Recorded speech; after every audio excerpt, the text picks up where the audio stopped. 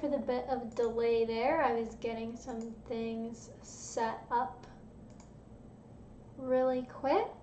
If y'all can hear me, let me know. I am streaming earlier tonight than usual. I have some things I want to accomplish tonight, but I didn't want to not stream, so I figured I'd pop on a little bit early tonight to hang out with you guys, chat about some current events, see what's going on with all the business. So if you all can hear me on Periscope over on Twitter and also on YouTube, let me know. I see RC Scott's over on YouTube. Glad you guys can hear me okay. Just making sure. Okay, cool. You guys might hear a little bit of feedback here when I bring up Periscope. Make sure I can see it. All right, cool. We're good to go. We're good to go. Scott says he can hear me on YouTube. Awesome. I have had a few issues with sound, so pardon me asking that at the beginning of every single stream, but you guys know the drill. I'm a boomer when it comes to technology, so this is where we're at. So I don't have a specific topic for tonight. The past few streams that I've done on Thursday nights, I have had a specific topic that I'm talking about. I don't have one tonight. So tonight's just going to be regular comfy stream per the title. It's just going to be a Q&A. We're just going to hang out and chat for a little bit.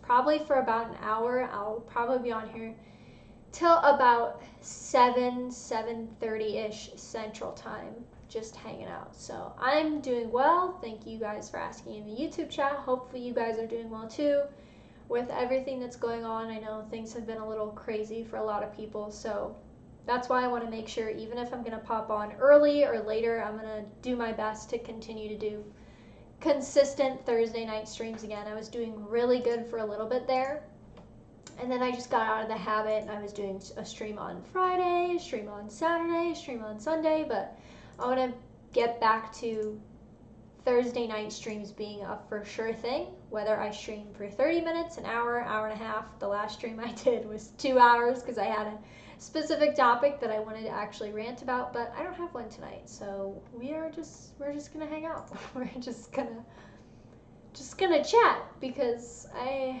have no topics. I did take a look at the trends on Twitter. Obviously, something that I tweeted about a little bit today was the fact that, well, basically I just made a commentary on something obvious that we all know about already, and that is mainstream media bias, or to put it more accurately, corporate media bias, when it comes to reporting on deaths in general, and especially when reporting on conservative deaths. Obviously, if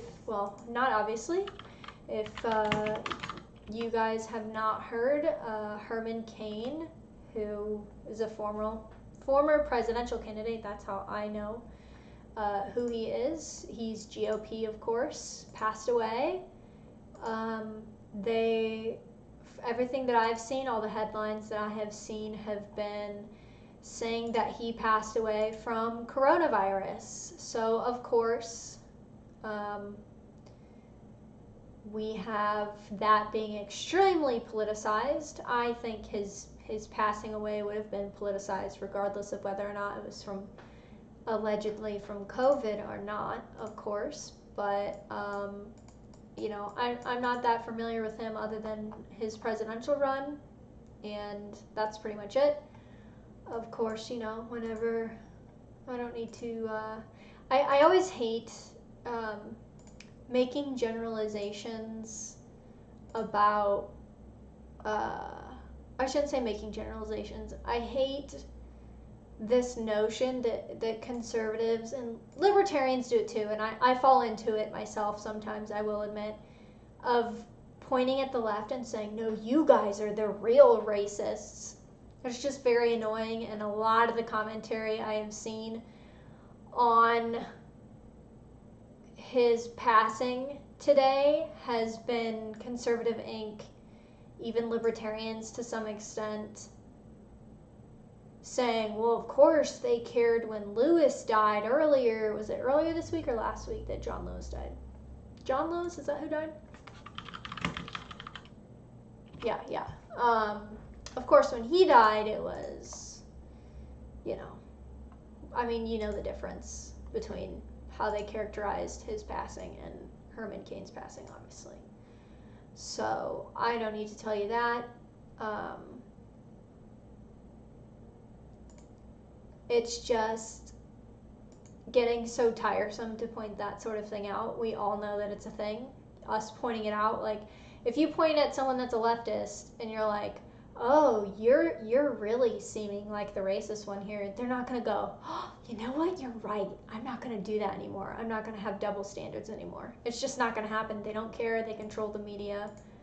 They control all of culture, essentially. They're not going to wake up one day and decide, you know what, we shouldn't mischaracterize people like that. You're right, we are being hypocritical. They know what they're doing. This is not a matter of people not knowing what they're doing at all. Haste of Blaze on Periscope says conservatives have conserved nothing. I have to agree with that.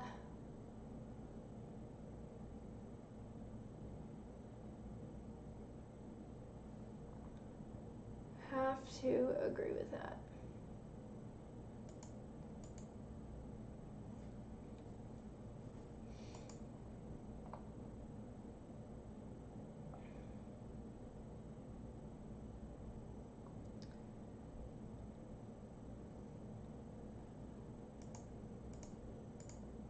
Yeah, I genuinely don't understand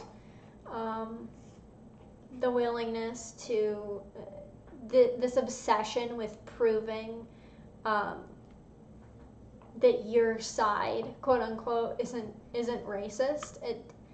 It's a non-issue. I mean, as Eric July says, racism without statism is just a bad idea. It's stupid to point at the left and say, well, you're the real racist. It's just a non-issue. It's all smoke and mirrors to distract from more important things that are going on, is the bottom line. And it's also just, as I'm sure a lot of you know, if you're watching my streams, it is a pathetic attempt to guilt you into either A, saying you're something you're not, or B, a pathetic attempt to get you to kowtow to the mob and apologize. And that's not something that I advocate or do.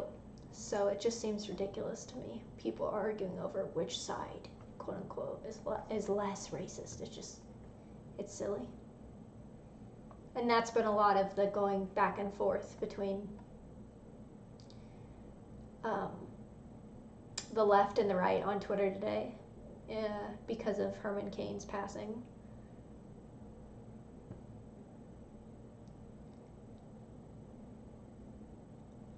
Reardon on YouTube, I'm talking about racism. And Herman Cain passing away is currently what I'm talking about for anybody that's joining.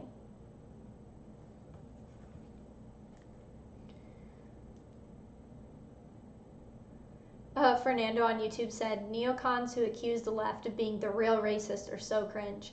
It's very cringe because it implies, one, that these people that are calling you a racist are going to fight fair, and they're not. They don't actually care if you are what they say you are or not. They're using it as a tactic to attempt to get you to be on the defensive. That's all it is. That's all it's ever been. Leftists have been doing this for literal decades. And I think it's time people wake up to it because it's a little ridiculous. And I personally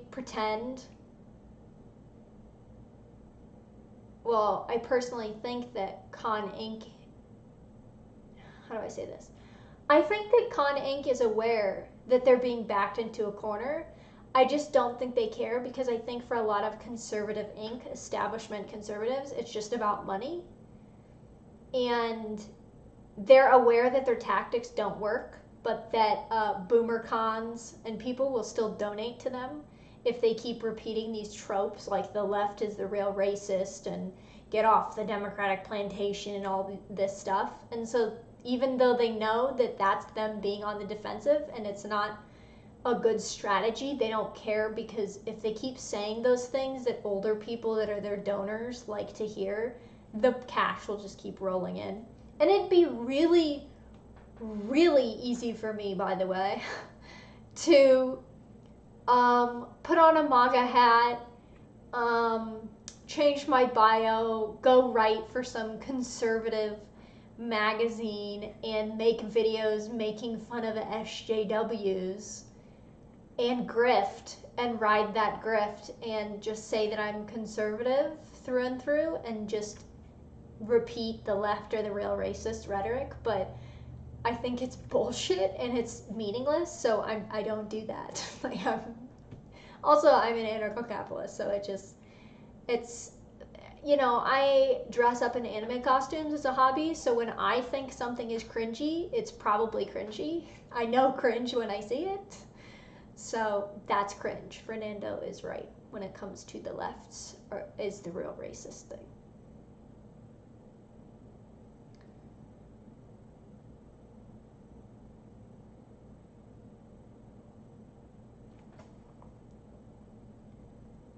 Sorry, the invisible hand on Periscope, I saw your comment. I don't know if you're still watching. The invisible hand on Periscope said, isn't racism just a shorter term for in-group preference at this point, to be honest? Yeah, it really seems like it.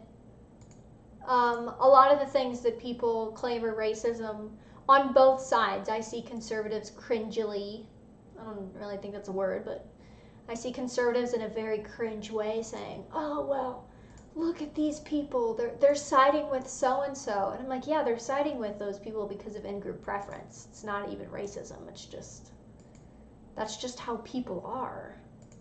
I do really dislike, I guess I could talk about this a little bit.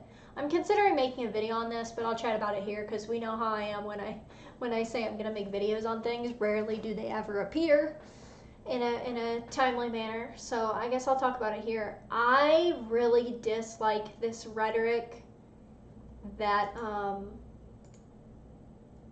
that a lot of libertarians fall into, as well as a lot of conservatives fall into, and that is this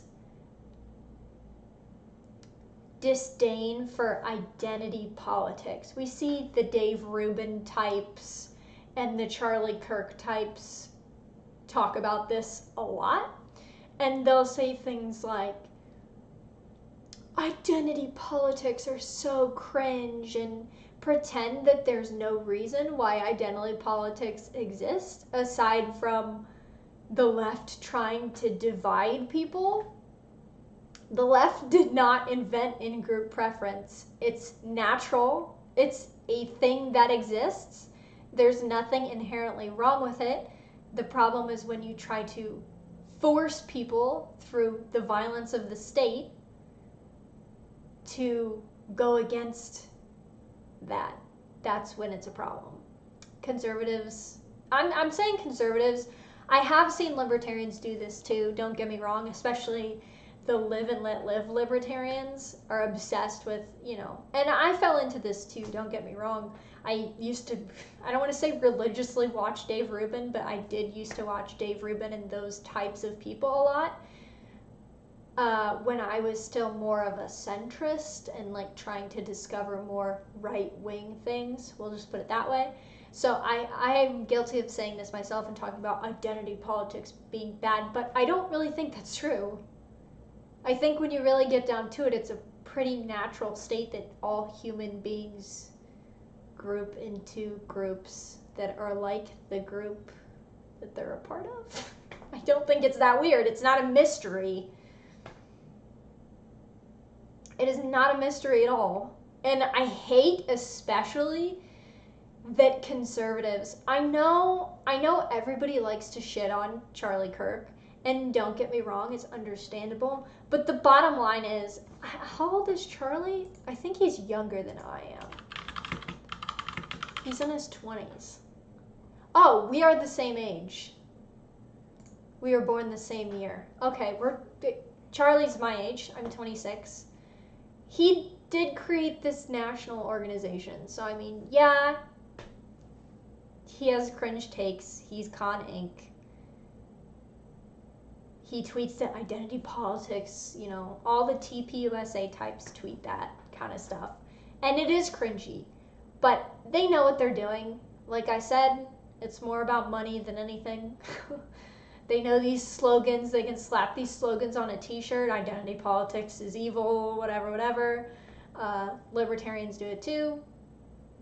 And they know that stuff like that sells. I mean that, you know, figuratively and literally. It's identity politics being bad sells.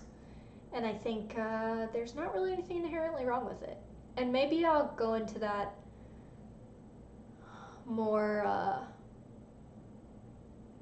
in a video, because I've been thinking about it for a long time. It's just an incredibly cringy thing to watch people say that.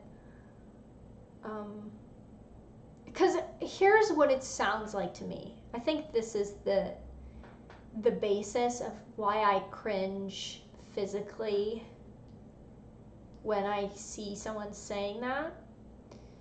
Is it kind of, so for example, a lot of these conservatives rail on about diversity just being code word for, you know, oh, they're just trying to exclude certain students in universities and diversity training and all this. And they'll rail on against that, but then they'll also at the same time rail on about how identity politics is bad. And it's like, okay, so you think the diversity rhetoric is bad, but you also think identity politics are bad. So are people allowed to have their own identity or not? Because it seems like conflicting views for conservatives in particular to hold. It's just very cringy.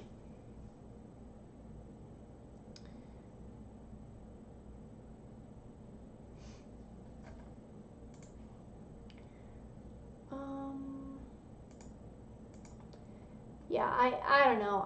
Like I said, libertarians do that stuff too. It's certainly not just conservatives.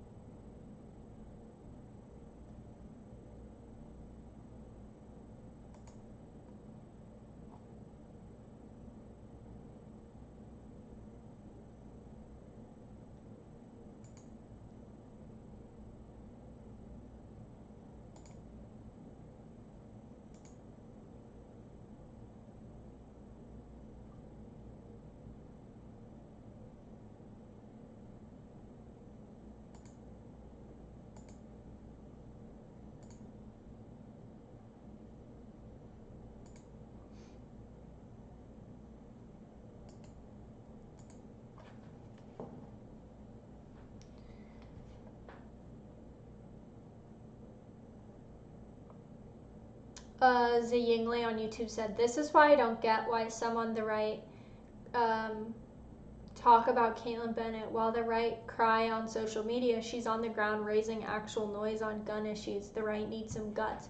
Yeah, I mean, well, you might not know. I consider Caitlin a friend. We chat on a fairly regular basis. Caitlin and I have a lot of similar experiences. I gotta be careful how I say this. Not so far as getting threats. Obviously, I don't get nearly the threats that Caitlin gets. But as far as being ostracized by people who supposedly agree with you, we'll put it that way. So people that constantly talk about Caitlin, but supposedly agree with her on every right-wing issue. And it doesn't make any sense. It really doesn't. You can think that some things that she does are cringe, whatever. I mean, for God's sake, I dress up in anime costumes. Like, there are plenty of people that follow me that think that side of my Twitter is cringe, but they enjoy my politics and vice versa. That's fine. But to attack someone who clearly you claim to agree with on 99% of things because you don't like the optics and you think they make you look bad is ridiculous. And quite frankly, I don't think she would say this, but I will come out and say it. I think a lot of the people that dislike Caitlyn dislike her because, to be honest, I think that they're ass hurt that she did something to go viral and went viral and now has all this influence and they don't. Is basically what it comes down to. That's how social media is. There were quite a few people that, obviously I have a platform on social media that you all give to me by following me, attending my streams, things like that. But I don't think that makes me important. I know people seem to have this perception that I think that makes me important. Though if they attend my live streams, I'm constantly shitting on myself and saying I just tweet. That's, it's not that big of a thing. But there are a lot of people that they will befriend you and they will hang out with you and they will be mutuals on Twitter with you until you start to get more attention or more of a following than them, and then they will ostracize you and not talk to you anymore, and suddenly you're cringy even though they supposedly agree with you on a bunch of issues. So it is what it is. That's just how social media is sometimes. It's unfortunate, but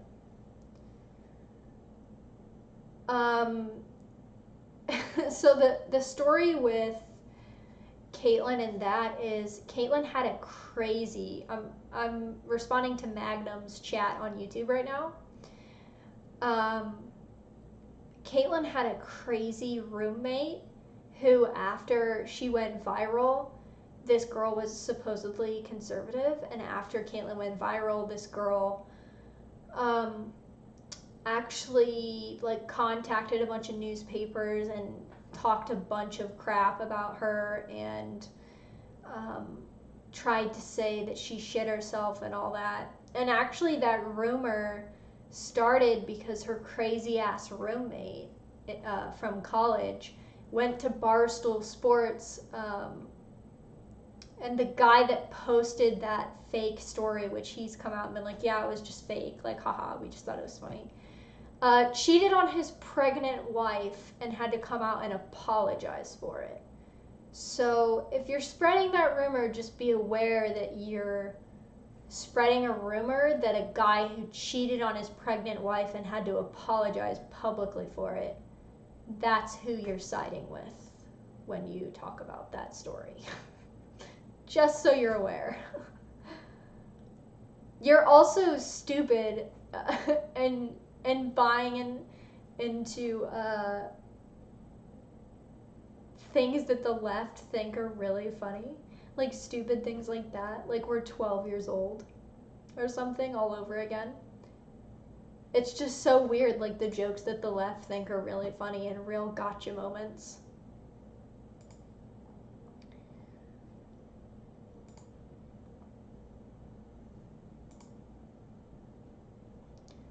Warren on YouTube said, libertarians reject her because regardless of her belief, she tweets out pro-Trump stuff, so they think she's misleading people who think Liberty Hangout is purely libertarian. No, libertarians reject her because they're pieces of shit, and they're being disingenuous about what she believes. Caitlyn has never called herself libertarian. She is associated with Liberty Hangout, but it's no different than conservatives running in the GOP on a Republican ticket saying that they're a liberty-minded constitutional conservative. There's no difference. And in fact, Caitlyn regularly makes fun of libertarians. I do it with her because there's just so many stupid things to make fun of when it comes to libertarianism. So the fact that libertarians will incorrectly represent and lie and say that she says she's libertarian but she isn't is just, quite frankly, hilarious. And it's, Warren says, yeah, I'm saying they said she acted like she was, but she's really more of a conservative. Yeah, definitely. she's not libertarian. We joke with each other about libertarians. She's never claimed that she was, but, you know, libertarians, you know, Liberty Hangout is really a way bigger threat than Antifa that doxed me and threatened my family, obviously, just because they tweet things people don't like, so, you know. Emily in YouTube said, is she really a monarchist? So some context. Caitlin doesn't run the Liberty Hangout Twitter account. That's another thing. I've actually called multiple people out on this. She's obviously associated with Liberty Hangout. She does a lot of media with Liberty Hangout because her husband, Justin, runs the Liberty Hangout page, and he's Catholic. And Caitlin is not religious. Her husband is, but Caitlin isn't. So I always think it's really funny when people try to paint Caitlin as some, like, religious libertarian figurehead that's actually conservative and is a bigoted religious person. But, you know, like I said, I talked to her, but you don't have to talk to her personally to get this. You can literally go to her Facebook page, which is public, and see her making fun of libertarians and joking about how she doesn't run that page. It's just, like I said, a lot of libertarians, and I've dealt with this too myself, even though I am a libertarian, libertarians are being disingenuous pieces of shit about it.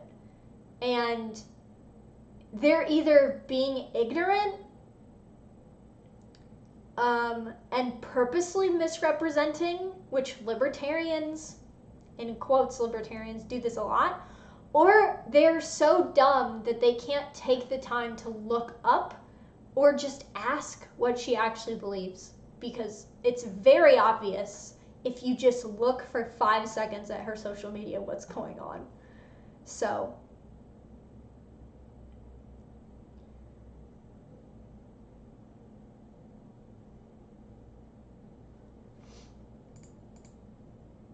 but yeah.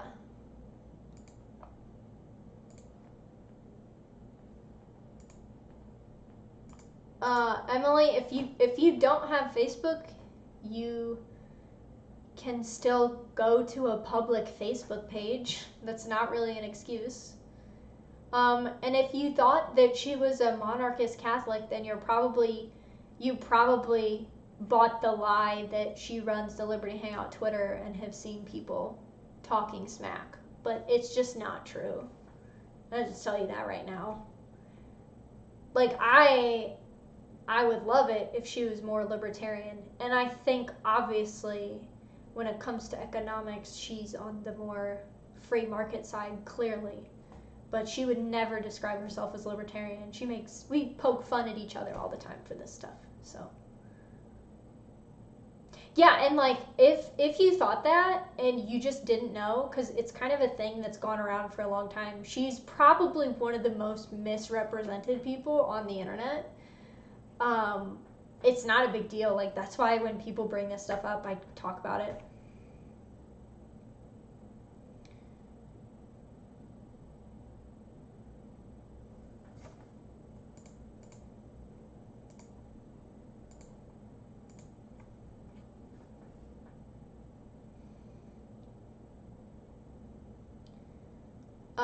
Neil on YouTube said, what would it take to make Liberty Hangout more ANCAP? I still think Liberty Hangout is fairly anarcho-capitalist. That's the thing. I just think that libertarians have zero sense of humor whatsoever. I will say that I don't like how pro-cop Liberty Hangout can be. I will say that, and Justin knows this. I've talked to him as well. He knows that I'm like, dude, why are you posting pro-cop stuff? I'm not a fan of that stuff. But for the most part, Liberty Hangout is more ANCAP than half of the people claiming to be libertarians, to be quite honest with you. The big libertarian accounts. And they have probably read more libertarian philosophy. So, I mean, I just think it's hilarious that they make people mad. I don't agree with reactionary politics, which that's 100% what Liberty Hangout is, obviously, getting reactions out of people. And just remember, like, every time you interact with one of their tweets, here's a little secret, that's why they keep tweeting them. But libertarians are just so dumb, and they can't, one, they can't take a joke. Two, even if a tweet isn't a joke, they take bait so easily.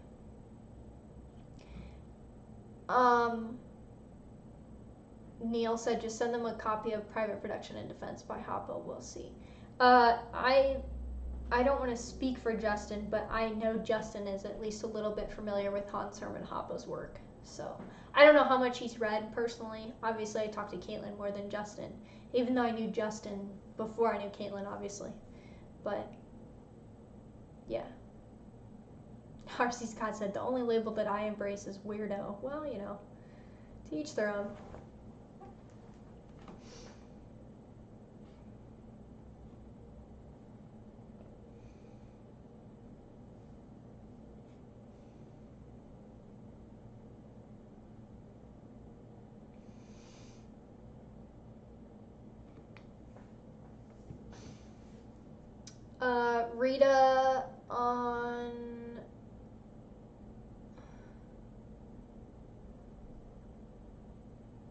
Rita on YouTube says, how'd you meet Caitlin? I haven't met Caitlin in person.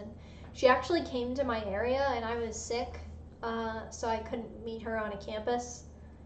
But I haven't met her in person yet. I, was supposed to go to her wedding, but unfortunately COVID-19 happened. So they only had like a private ceremony where they live, so.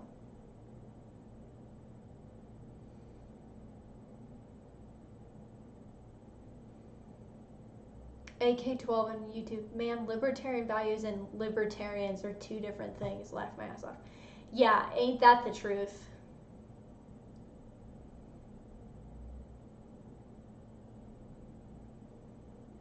That is for sure. For sure.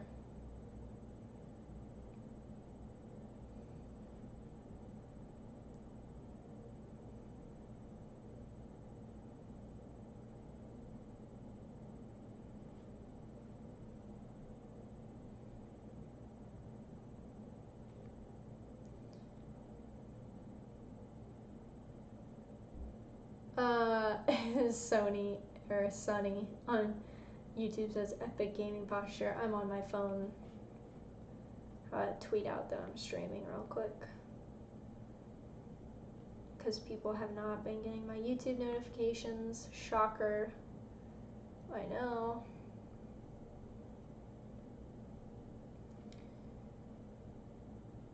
But I do have terrible posture. I've been roasted for that before.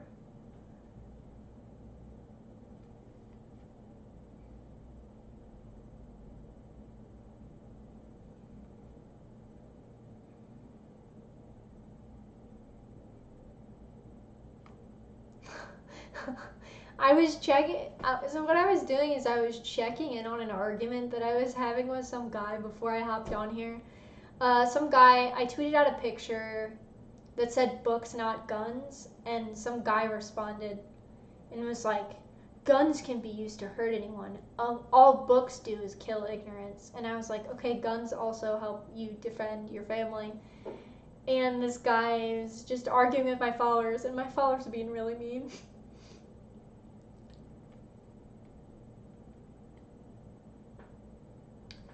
But this guy said, there's no way a gun can improve quality of life. A book can educate you and improve your life. And just the fact that somebody would think that is...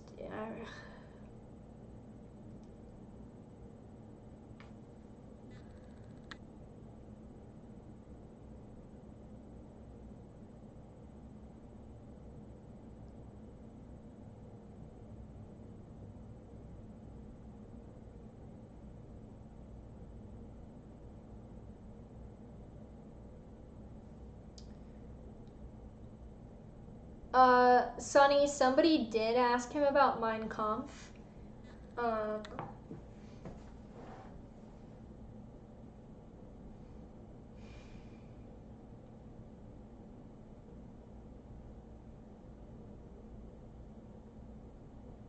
Just the fact that anybody would be trying to make a gun control argument when there's riots going on is hilarious to me. These people aren't even worth arguing with. Fernando, like Tom Woods would say, imagine being this person. Yes, imagine being this person. Exactly.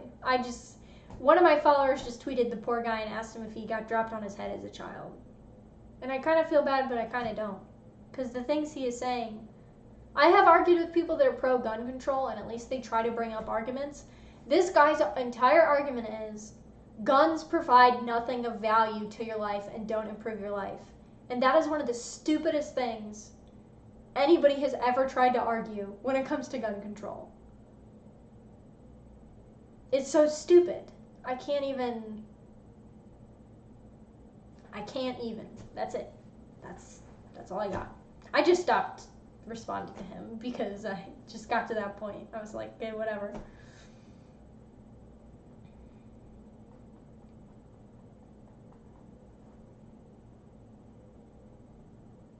Someone said, load up that George Orwell and fire away. What did Neil say?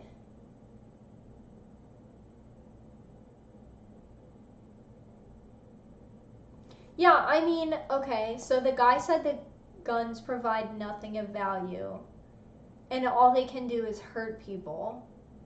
I don't know if he's a bong or what, but, you know, people are always going to find ways to hurt each other. That's the bottom line. I know this is a total boomer con argument, but it's just true. People are always going to find ways to hurt each other. Your choices. Do you want the most effective way to defend yourself, or do you want to have to defend yourself by throwing a book at someone's head because some idiot says that books provide more value than guns? Those are your choices. Me personally, I would like the most effective way to defend myself and my family. That's just me. I'm just trying to be practical here. DeAndre on Periscope, have you ever heard of Yuri Bezmenov? Yes.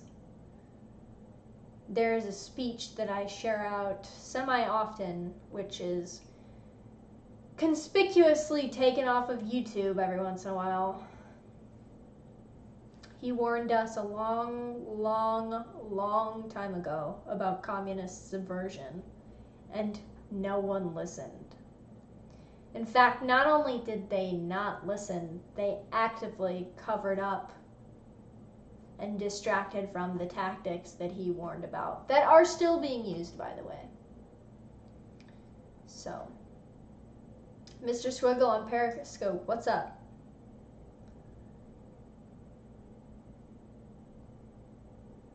Sonny said, on YouTube said, fire extinguishers provide no positive value in life. All they do is kill fires. Literally no one should own so many fire extinguishers. Stop being paranoid. Yeah, it's essentially the same argument that people make. It's utterly ridiculous. It makes no sense. DeAndre on Periscope said, exactly, it's happening everywhere in Western society. Oh, absolutely. There is no question. The things that Yuri talked about, there's a very famous clip, like I said, of him talking about communist subversion.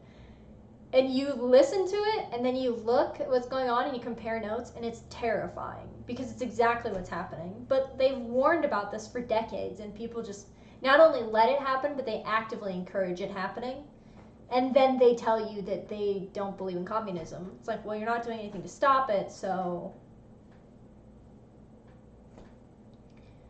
Alberta on Periscope, who do you think will win the election? Trump.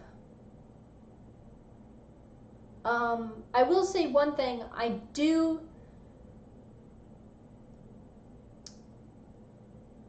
genuinely think that Hillary Clinton is still going to enter the race somehow. People think I'm crazy, and I could be wrong, but she released that Hulu documentary that's basically an ad rebranding herself yet again, because say what you want about Hillary Clinton, she's a master at rebranding herself politically when it needs to be done. I think they're eventually going to hit a point where everyone knows that Biden is deteriorating day by day, minute by minute at this point. And I have a feeling either his vice president will be very important and they'll basically become the president immediately after the election, let's say by some miracle Democrats win, or Hillary will come in and say,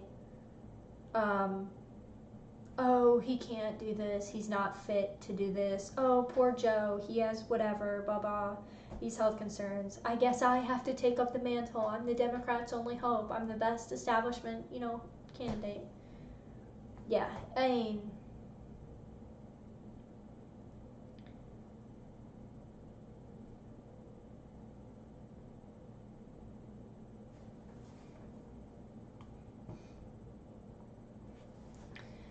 Mr. Squiggle on Periscope, Clinton's so bad. Yeah, she's evil, but she's good at it. You cannot say she's bad at it. That's one thing. I know that, and I'm guilty of this too, but more and more, especially in the past couple years, I need to look up what let me see. I want to make sure I'm getting the phrase right. Here we go. So there's a phrase, never attribute to malice that which is adequately explained by stupidity. I think that's bullshit. I believe exactly the opposite. I don't attribute to stupidity what could be easily explained by malice. And especially with politics. I don't believe that some of these people are just ignorant and, oh, they just don't know that socialism is bad or communism is bad, and if we just talk to them enough, then they'll know. They're just ignorant. They're just being stupid. If we inform them. No, I think most of these people know exactly what they're doing. They know exactly what they're supporting. Reading the chat here. AK12 on YouTube chat, McCarthy, if he wasn't somewhat crazy about how he went about it, would have saved us all today. He was just too early. Yeah, I mean, McCarthy clearly wasn't wrong. I mean, you can disagree about how he went about it, but he clearly wasn't wrong. I mean, look around us. Universities, the medical field, every aspect of culture is being taken over by communists. It's not like a boomer con thing to say. It's very evident if you take one look around you. And then we get told McCarthy was insane and that communist subversion wasn't happening. Okay. Fernando, I always attribute things to Michael Malice first.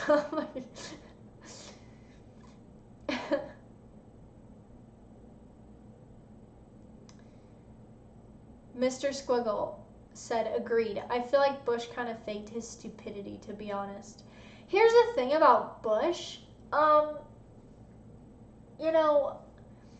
Obviously he had some gaffes, some things that he said sounded ridiculous, but I mean, he did graduate at the top of his class at Yale, I believe it was. These people aren't stupid people. I also really do not like when people call Trump stupid. The left really likes to pretend like Trump is an idiot. He is clearly not an idiot. I mean, you can dislike his policies. There's many of his policies that I don't like. I'm an ANCAP. I don't believe the office that he is in is even valid, but to call any of these people stupid, it's like I just talked about, attributing things to stupidity that can be attributed to malice.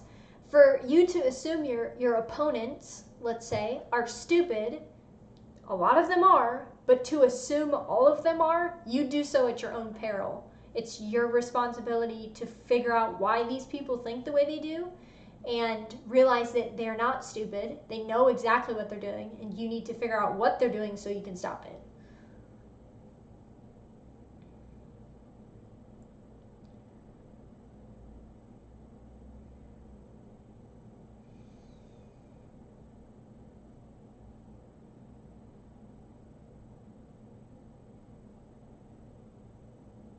Fernando said, and YouTube said, neocons are so afraid of saying the word communist for fear of it being called McCarthyism.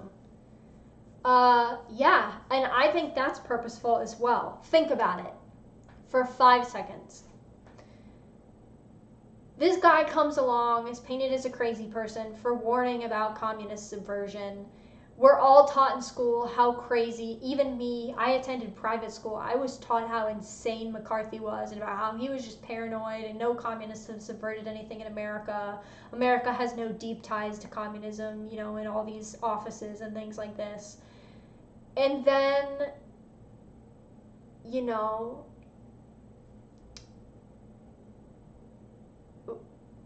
BLM, the organization, is talking about straight up abolishing the nuclear family and the Western idea of the nuclear family. And you want to tell me that communist subversion isn't a thing in culture? It's just, and then as Fernando pointed out, a lot of Con Inc., the neoconservatives, are so terrified to call something that is communist because they don't want to be called McCarthy, or they're ushering in a new era of McCarthyism. Nope, that's exactly what we need to start doing, is calling things that are communist. And if people are going to make fun of you, fine, but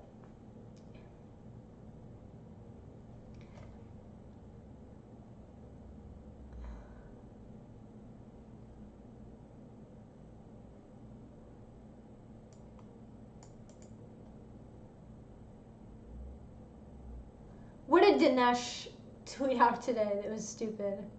What did that man say now?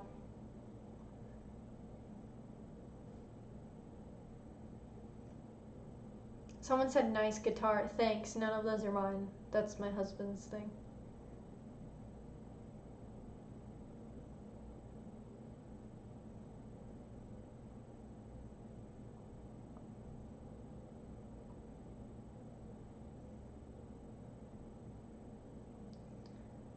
What kind of chair is what? That I'm sitting in? What are you talking about?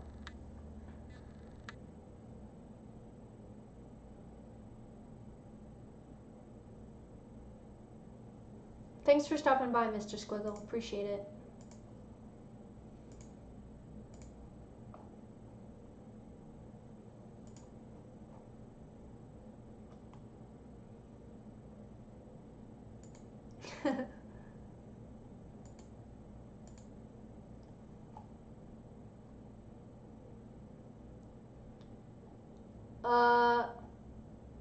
Sonny, I don't answer questions about guns on my stream.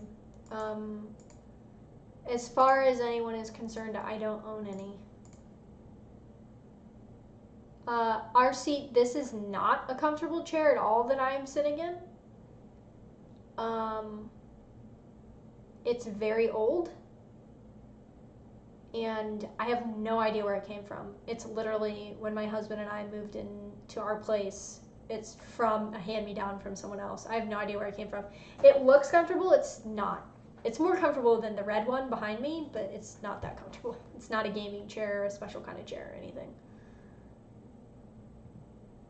Oh, what shirt is this? This is Doki Doki Literature Club t-shirt. I have 4 different shirts, one with each of the girls on them. This is Natsuki from the Doki Doki Literature Club game. Sonny said, good answer.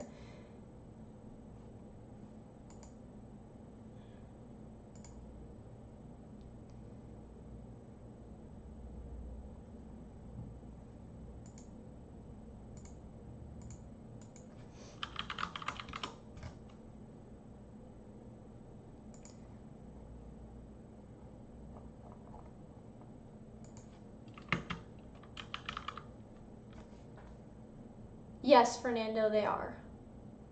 I see your question, and they are.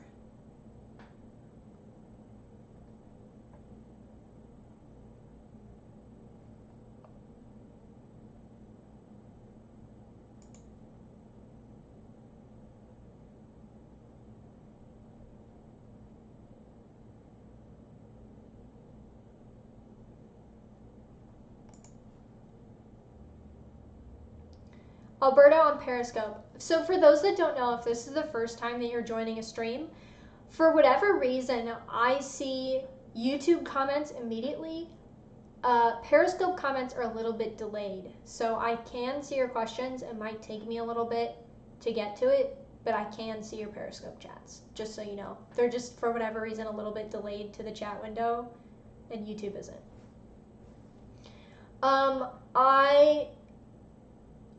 Here's the thing. So for those of you who don't know, Doki Doki Literature Club, there's 4 girls in it, and I like all of them. I own 4 different t-shirts for the 4 girls in Doki Doki Literature Club. I like the aesthetics of all of them. I think they all have like unique qualities. I don't really think there's a best girl in the game. But I do own t-shirts for each of the 4 girls. Tonight I happened to throw this on. Anyways, Alberto on Periscope asked me what anime do I watch. Some of my favorite anime in the past that I've watched are Neon Genesis Evangelion. If you follow me on Twitter, you know my profile picture where that's from. I really like JoJo's Bizarre Adventure. I just recently watched Hunter x Hunter for the first time. Really love that. I'm currently watching One Piece. I'm only 250 episodes in. For context, I'm on the Water 7 arc right now. I'm enjoying that a lot so far. So, Fernando, how can I share a link here? Every time I have shared a link on YouTube, it shuts my stream down. I don't know what that's about. I don't know how to fix it.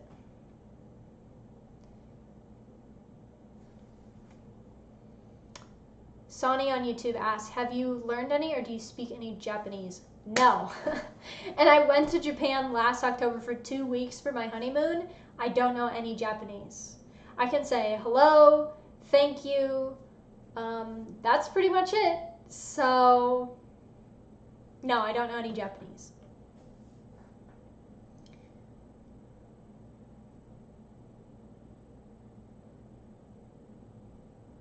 RC Scott asks, is Death Note worth watching? I don't like it. You might, because you like darker, edgier stuff. I didn't like it. If you're liking Tokyo Ghoul, I think last stream you said you were liking Tokyo Ghoul, you might like Death Note. Oh, Fernando says he just tweeted me the tweet. Okay. Oh, Fernando, that's such a BoomerCon tweet. Oh, that's horrible.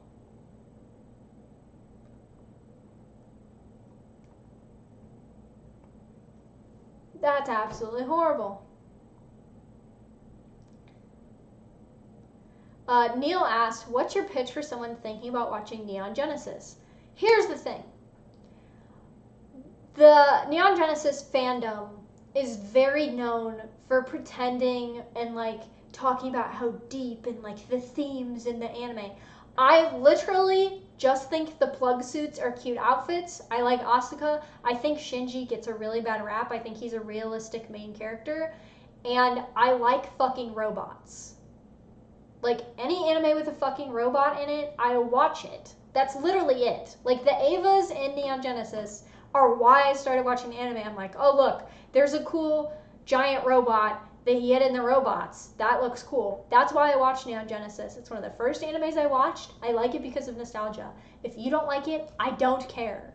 Like, I really don't care. I just like it. So if you're bored and you want to watch cool 90s animation, go for it. If you don't think you'd like it and you're not cool, I don't care. I really don't. That's my pitch. Watch it if you want to. If you don't, cool. That's my pitch. Sonny. Yeah, I know. I just said I like fucking robots. I'm sure that'll get taken out of context.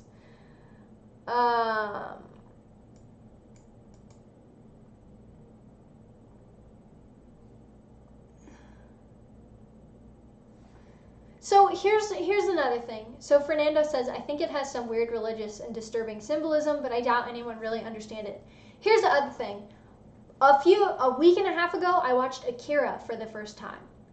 Awesome. Great animation. Story's cool. characters seem cool. I vibed with the characters. I like sympathized with the characters. There's a cool fucking motorcycle. It's futuristic. Get the whole vibe. But it also has this fandom around it of like the themes and how deep it is. I don't watch anime to explore themes and tones and to think and analyze. I watch anime because I like anime titties and I like animation. The Japanese style of animation is what I like about anime. I don't watch something to seem intelligent or to argue about it with people. I just like anime. And I find it so annoying. I fully get that there's people that are into that kind of thing. They'll watch theory videos and get really, really into it. I'm not that person. So, like, if you ever message me, you're like, what did you think the theme of Neon Genesis? But I don't care. That's not why I watched it. Is there symbolism? Sure. Are there good characters in all these things that we're talking about in Akira and Neon Genesis? Whatever? Sure. Am I going to sit there and analyze it for you and tell you what my favorite theme and what I think the symbolism behind? No. I'm not going to do that. That's not me. I've never been that way with any form of entertainment. X-Files, my favorite show, hands down. Love it. Does it have awesome government themes? Yeah, go look at my cover photo on Twitter. No government agency has jurisdiction over the truth. X-Files has some great anti-government themes. It has some cool alien shit. I'm now watching it because I want to feel things and analyze what Mulder and Scully meant by this in this episode. And I just like aliens. Scully and Mulder have adorable chemistry together. The whole anti-government plot is cool, but I'm not a fan of the X-Files because I like the deep symbolism in Chris Carter's writing. Like, that's not my thing. It's really not. I watch entertainment to be entertained, not to think. Like I said, there are some people that watch it to think, and that's cool. And will I be watching things sometimes and think, oh, I wonder if that symbolized this thing from earlier in the show? Sure, but I'm not going to make videos about the symbolism behind things or binge watch videos behind things. That's not the kind of person I am. I genuinely don't understand that perspective from people. I really don't. That's that.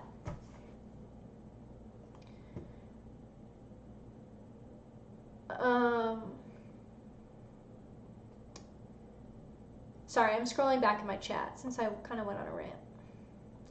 RC Scott, have you watched Fire Force? I watched one episode of Fire Force. I find the animation to be really annoying. It feels like a sports anime to me, and I hate sports anime in general, so no, I haven't watched Fire Force. I don't get it. There's cute girls in it, but I don't get it. I really don't.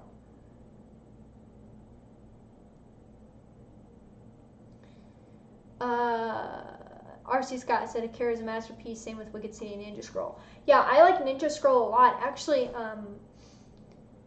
so my, the nail shop that I go to, the couple that owns it has family that lives in Japan, and he gave me Ninja Scroll on DVD, and I enjoyed it a lot.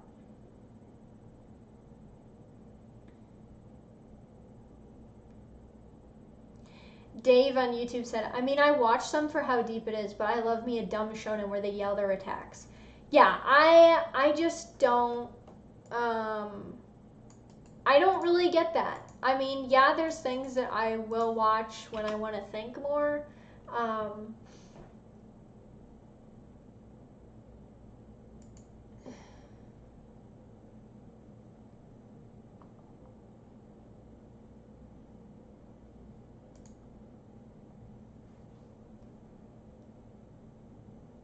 Gabriel on YouTube.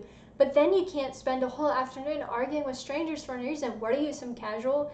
Yeah, I mean, literally I am. I have only started watching anime since I started cosplaying, which is 2016. So I haven't seen a lot of classic anime.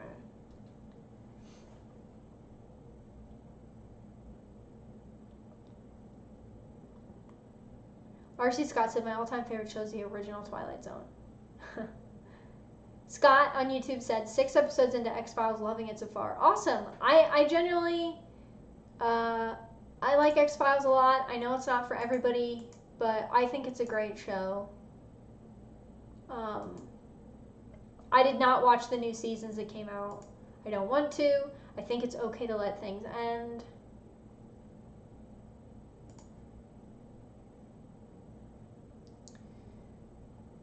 Neil, favorite Miyazaki movie? Studio Ghibli?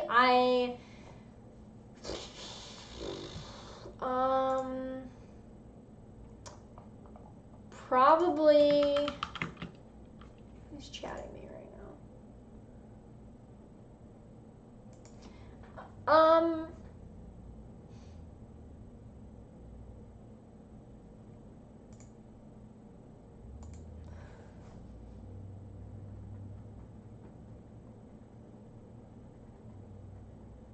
My favorite Studio Ghibli movie is probably Kiki's Delivery Service.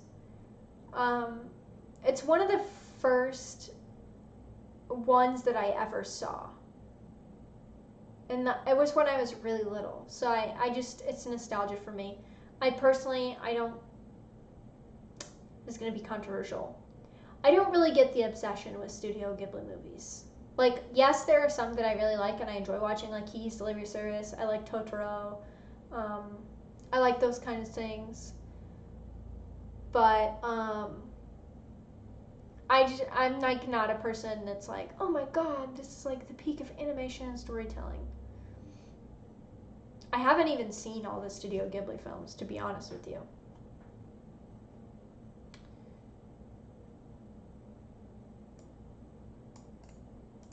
Alberto on Periscope said, what do you think about Hawaii's feminist UBI? I haven't heard about that.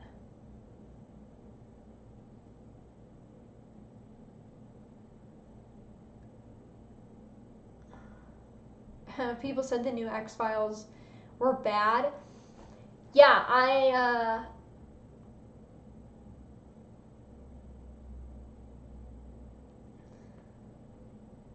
I'm not watching the new seasons of the X-Files. The show started the year I was born. I didn't watch the X-Files for the first time until 2017, I want to say. It's okay for things to end. I hate this obsession with when you like something, you want it to go on forever. It's okay. Things can begin, have a middle, have an end, and you can enjoy them and rewatch them forever. I don't constantly need new content. Anonymous. An anonymous person on Periscope. Anonymous on Periscope says, what's your favorite movie and TV show? My favorite TV show is The X-Files. It's not even close. Favorite movie? I'd have to think on that one. I don't watch a lot of movies. I'm trying to think of like some movies that I watched over and over again. But I'm not really a movie person. I don't go to the movies that often. Well, especially not now. But I'm not... What's funny, though, is I watch a lot of movie review channels where they review movies, and I'll watch movie reviews, but I don't go see the movies. I don't know. It's weird. I like watching reviews of things, but I don't go see them. So I don't know that I have a favorite movie, to be honest. I know that sounds crazy, but it's...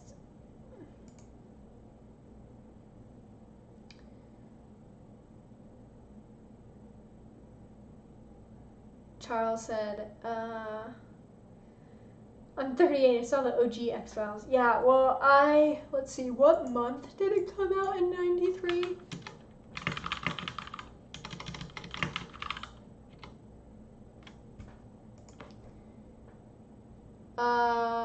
September 10th. I wasn't even born yet. It originally aired September 10th, 1993. I quite literally was not born the month that X-Files first premiered on television.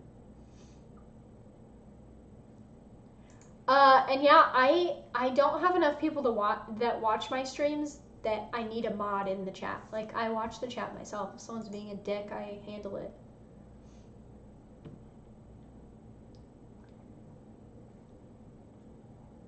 I was negative 4 months old. Negative.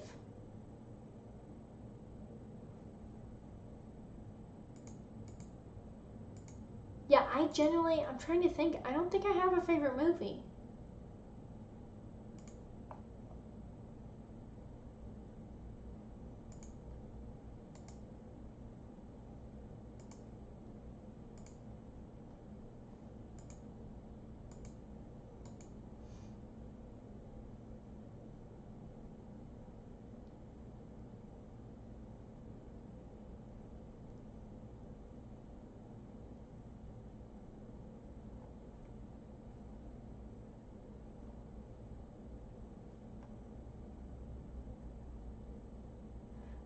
I don't know. I've never been somebody that really I don't really watch that many movies.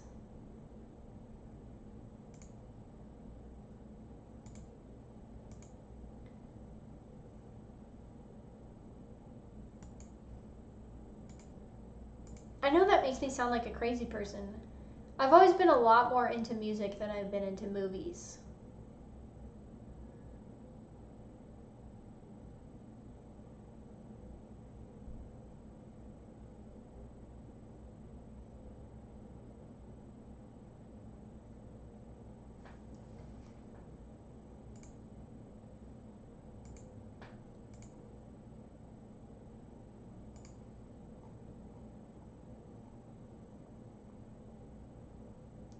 Yeah, I've definitely. Oh, also, somebody earlier asked me what I think of Cowboy Bebop. I'm not really a huge fan. I think it's pretty overrated. I think it's one of those things that people really like because of the nostalgia, and it was on Toonami. Like, I'm not saying that if you like it, you're trash. I understand why people like it, but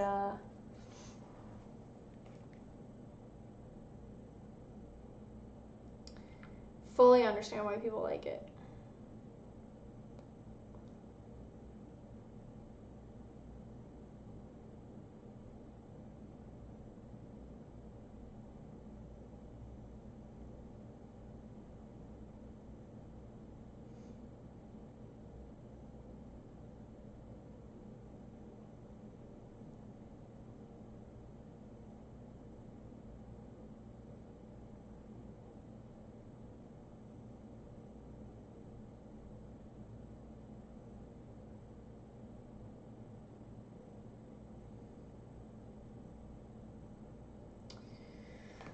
Anonymous now asks, what's your favorite song? Okay, well, now that's just like asking a parent who their favorite child is. Can I tell you my favorite band?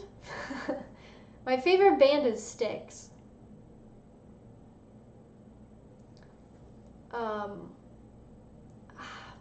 It's probably my favorite.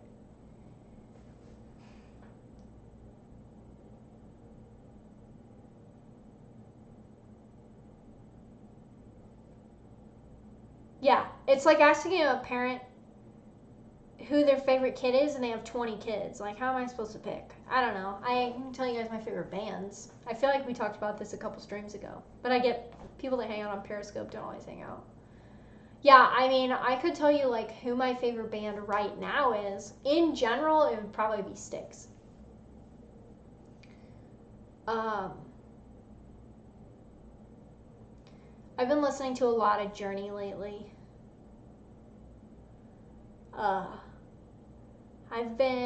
I don't know how many times I've listened to the song Sweet and Simple by Journey lately, but it's a lot.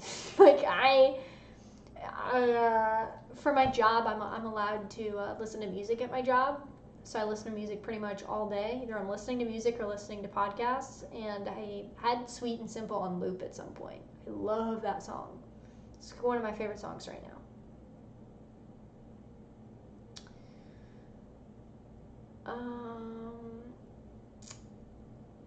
Landfish7 on YouTube asks, do you like any K-pop besides Blackpink? Yes. I like Blackpink. I like Twice. Hyuna. 21.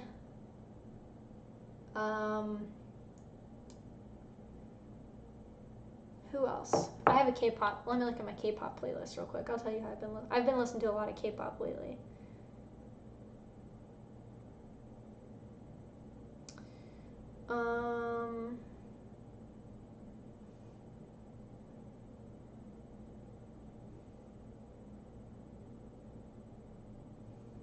Where's my K-pop playlist? Oh, there it is. Yeah, Twice, 21. I don't really like boy bands. Like, as far as K-pop and J-pop go, I like the girl bands. I think male K-pop bands have a weird sound to them, and they all sound the same to me. Female K-pop bands usually have like a distinct style, and you can tell the difference between them. So there's a few that I've been listening to.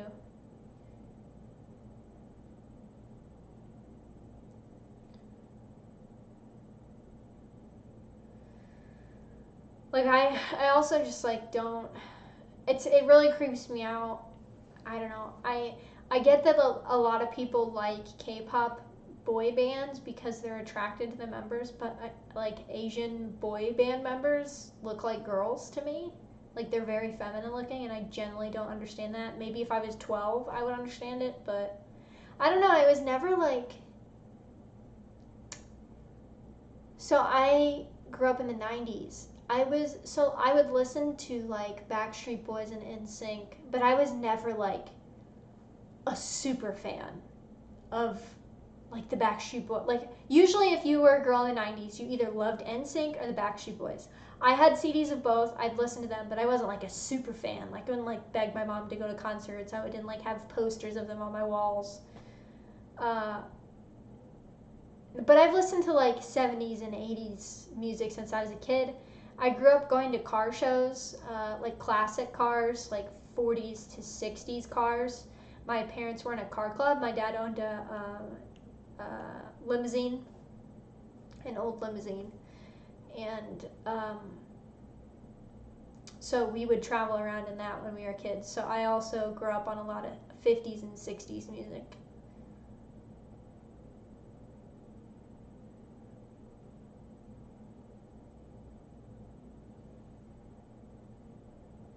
Scott in YouTube chat said, I'm too edgy, I listen to 95% metal. I didn't really listen to any metal at all until I met my husband when we were 18, because he's a metalhead. And then, so like I have some metal bands I like. It's not my favorite genre. I wouldn't call myself a metalhead, but I do like some metal. For sure.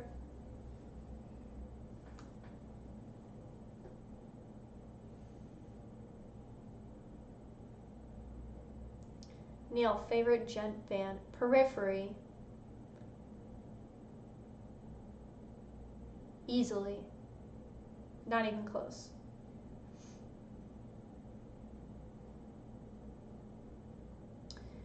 John in YouTube chat said, I found classical music super calming. I used to listen to metal a lot, but I switched over to country. Woof, that's quite a genre switch there. I like classical music a lot.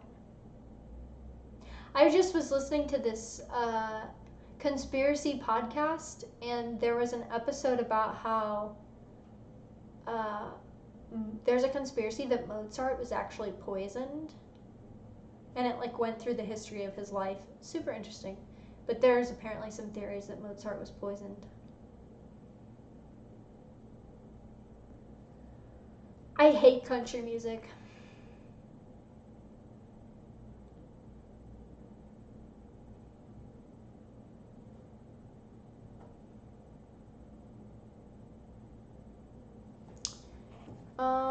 I was listening to it's a podcast on Spotify. It's literally just called Conspiracy Theories by Parcast. Parcast. Parcast is basically this podcasting conglomerate company on on Spotify, and they do like true crime, conspiracy. They have a mythical monsters one that I've been listening to. It's literally just called Conspiracy Theories by Parcast, and it was an episode about Mozart.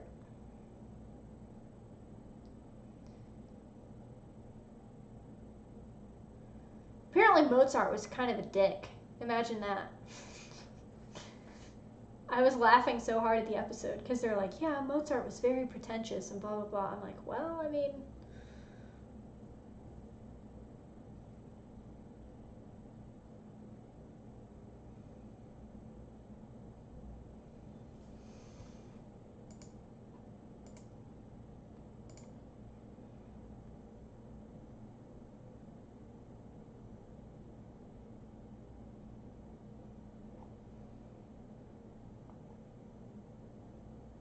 John said every composer was a dick except Bach.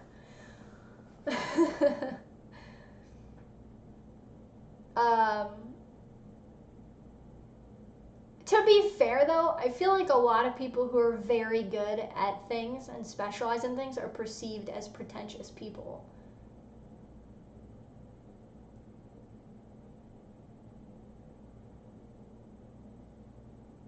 I like Bach a lot.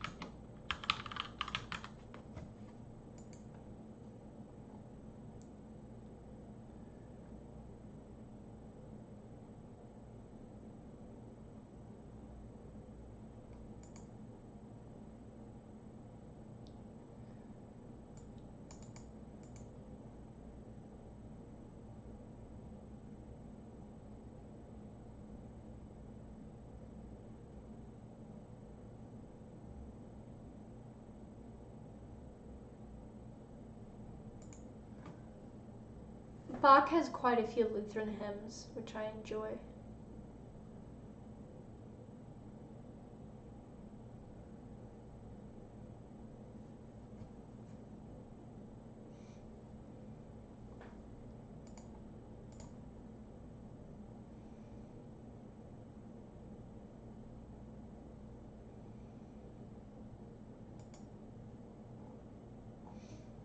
Yeah, I don't even necessarily think that most artists are pretentious. Like I said, I think people who are very good at a particular thing tend to be viewed as pretentious by people that aren't as good at that thing.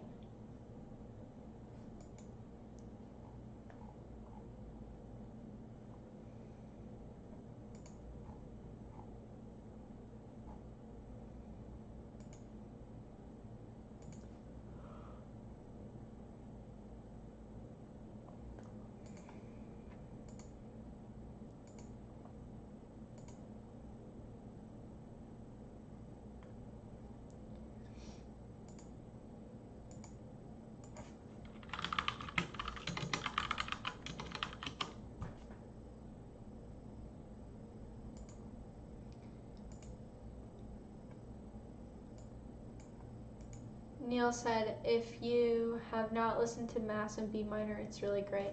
Yeah, I like minor chords a lot. Or I tend to like minor chords a lot. I grew up taking piano lessons. But unfortunately, because of my left thumb, I can't reach an octave with my left hand. So once I got to playing more complicated pieces, I just stopped practicing because it got so frustrating. And music is not my thing. Playing it, I should say. I enjoy listening to it a lot, going to concerts, that sort of thing. Playing it, not so much. That's more my husband's thing. CRC Scott, thanks for stopping by.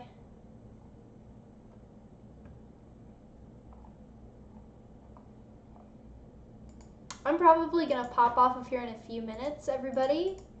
So, if you have any questions that you want to ask or you want to know about my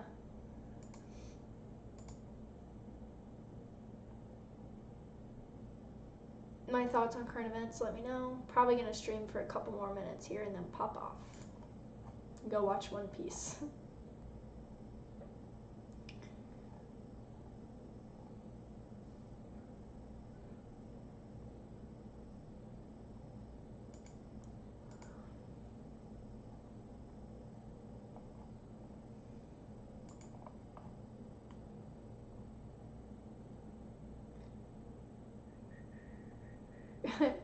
John on YouTube said, I can play Mary Had a Little Lamb on the piano. That's pretty much it. I can play the Jaws theme song and Color My World by Chicago.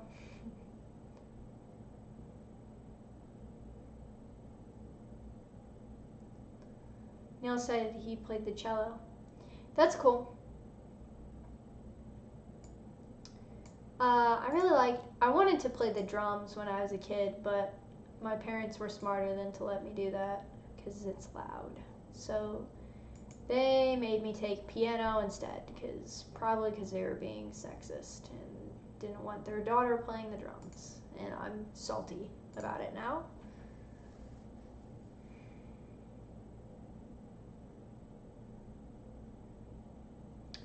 John said, thoughts on feds going into Portland.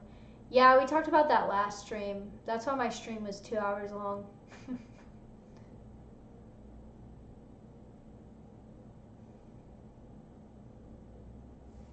I got called a fascist because of my opinions on that, so.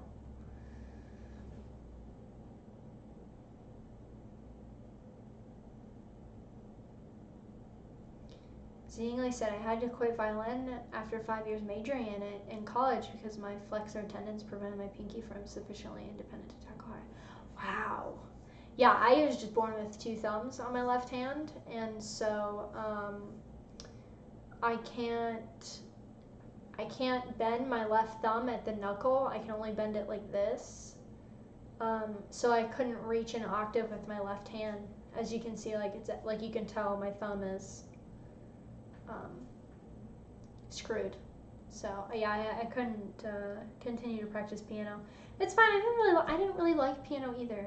I didn't want to play piano. I don't know what it is with parents. My husband's parents had him play piano too. He plays guitar, obviously. I don't know what it is with parents like, yeah, my kid's gonna play piano. It's very weird. Why would you not just be like, what instrument do you want to play? And I don't know why parents always want their kids to play piano. And they always make you go to some stinky old lady's house to learn it too, as your piano teacher.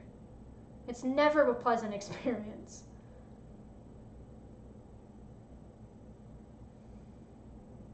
John said I got called a fascist too. Oh my gosh, twins.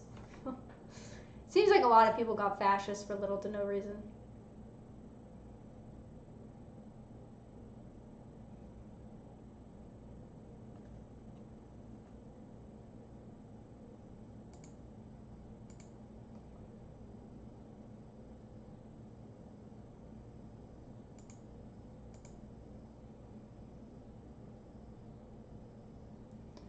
Neil said Asian parents and their kids learning instruments. Okay, but here's the thing about Asian parents. I knew like Asian kids that played the violin, stuff like that. Why do white parents want their kids to play piano? Why can't they play something else? I don't understand it.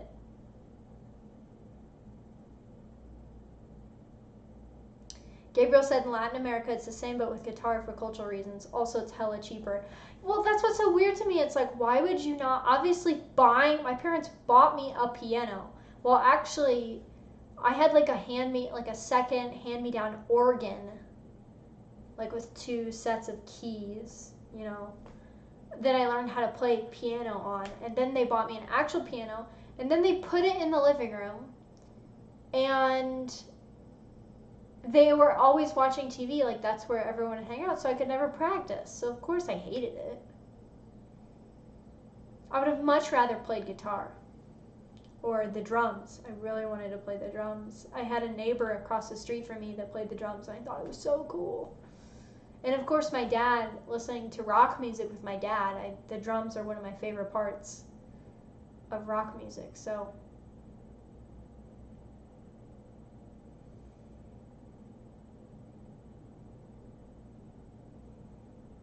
John on YouTube, have you ever played Advanced Wars on GBA? I have no idea what that is, so no. AK12, I said, I got called a fascist over my anime profile pic before. What?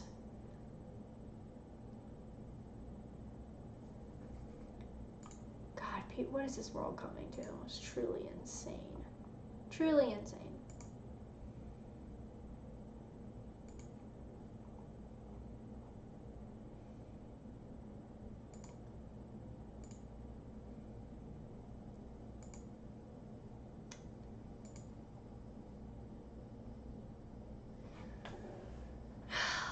Imagine me behind a full drum set, guys. It would look hilarious.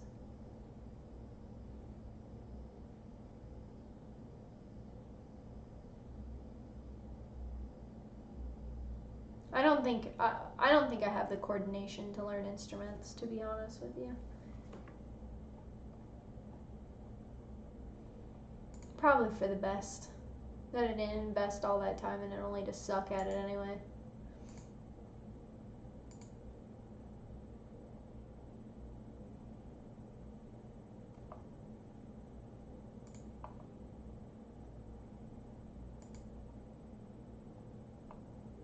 Hey Adam, thanks for stopping by. Unfortunately, I'm going to be popping off of here in a little bit. I started pretty early.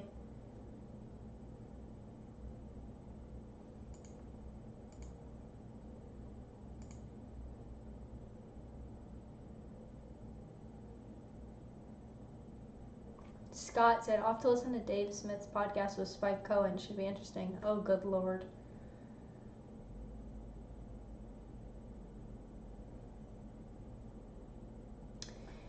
Alright guys, I'm gonna hop off here. Sorry tonight was a little bit different. Usually I have a topic I want to talk about with these instead of just doing a Q&A and hanging out. But I appreciate everybody that stopped by, both on Periscope and YouTube.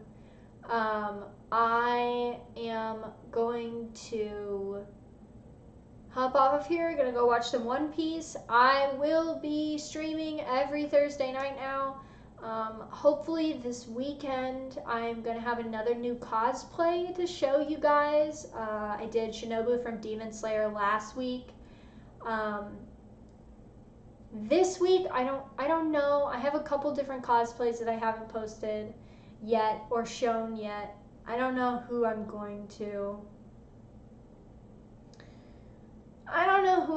cosplay this weekend. Landfish said Animal Crossing stream this weekend. I don't know, maybe I'll do an Animal Crossing stream this weekend. It's just been, I don't know. I got a capture card and it's just been kind of a pain in the ass with my PC. And YouTube shut my stream down last time I tried to stream Animal Crossing with the sound on. So, Fernando said, are you doing a Scully cosplay? No, well, I've already done a Scully cosplay, but no, it's not Scully. Yeah, so I'm going to pop off of here. I will probably see you guys next Thursday. Obviously, I'll be around on Twitter. And thanks, everybody, for stopping by and asking me questions and hanging out. And I hope everybody has a great rest of the week. Tomorrow is Friday. We almost made it. It's almost the weekend. So I will talk to you guys next week, or I'll be around on Twitter. And I also am going to be working on a video this weekend for my YouTube channel. I don't know which video it's going to be yet, but I'm hoping to get another video on my channel up by the time I stream next Thursday. So sometime early next week, I'm going to be dropping another video. If you guys haven't checked out, I did film a cosplay question and answer video that's like 20 minutes long, talking about how I got into cosplay, cost of cosplay, who I plan on cosplaying in the future, the history of how I got into cosplay and all that. So that's up on my channel. You guys can go check that out and watch that if you haven't seen that one yet. But otherwise, hopefully a new video, new cosplay this weekend, hopefully a new video early next week. So thanks as always for stopping by, and I'll talk to you guys